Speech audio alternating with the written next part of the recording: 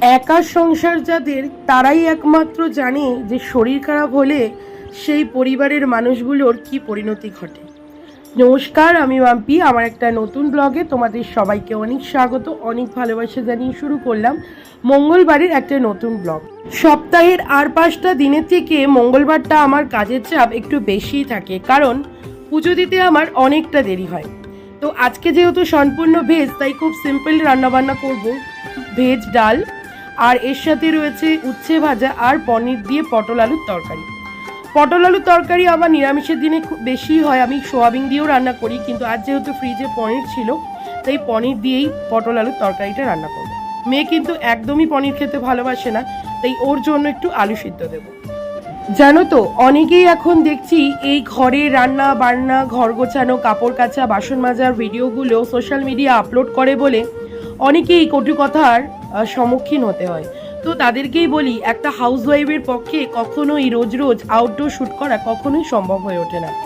আমরা সারাদিনে যা যা করি সেগুলোই কিন্তু সোশ্যাল মিডিয়া আপলোড করি। তবে হ্যাঁ, কে কীরকমভাবে ভিডিও করবে বা কে কী টপিকের ওপর ভিডিও করবে সেটা আমার মনে হয় সম্পূর্ণ যার যার নিজস্ব ব্যক্তিগত।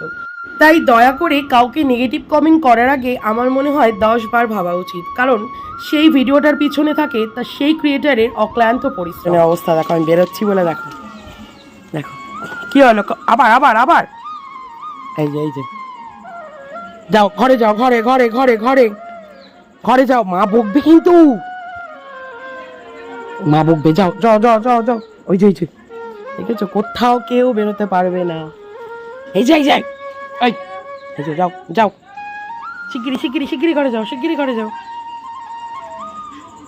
অন্য দিনের তুলনায় বর আজকে একটু তাড়াতাড়ি আসায় বললো চলো একটু বাজারের দিকে যাই, অনেক টুকিটাকি কিছু কেনার আছে।